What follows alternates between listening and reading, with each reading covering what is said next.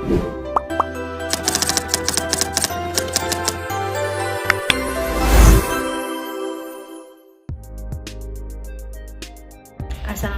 warahmatullahi wabarakatuh. Perkenalkan, nama saya Nisa dengan NIM D1B1241190 dari kelas E program studi S1 Farmasi. Pada video kali ini saya akan membahas topik ke-6 mengenai penerapan obat pada sel molekuler. Yang berfokus pada pembahasan kali ini adalah bagaimana obat bekerja di tingkat sel untuk mengubah aktivitas biologis tertentu. Obat yang kita konsumsi ternyata tidak hanya bekerja di tingkat organ, tetapi juga hingga tingkat sel dan molekul.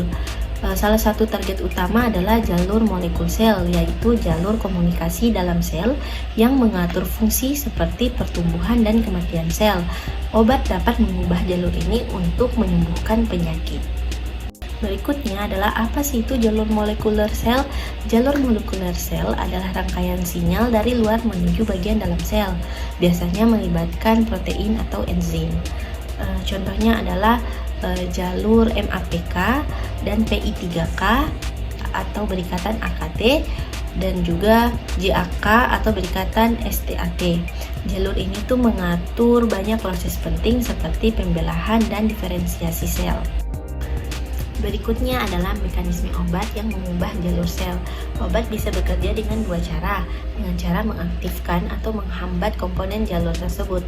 Misalnya inhibitor kinase digunakan untuk menghentikan pertumbuhan sel kanker.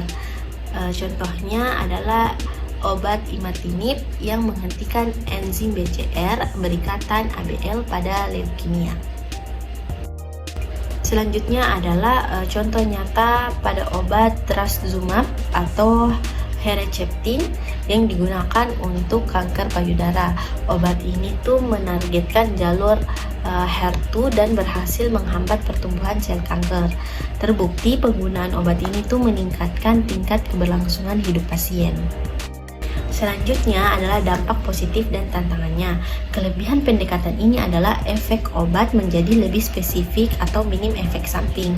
Selain itu, terapi bisa disesuaikan dengan kondisi pasien. Ini disebut sebagai personalisasi. Namun, tantangannya adalah kompleksitas jalur molekul dan kemungkinan resistensi terhadap obat. Kesimpulannya, jalur molekul sel merupakan target penting dalam pengembangan obat modern. Dengan memahami jalur ini, obat bisa dibuat lebih selektif dan efektif.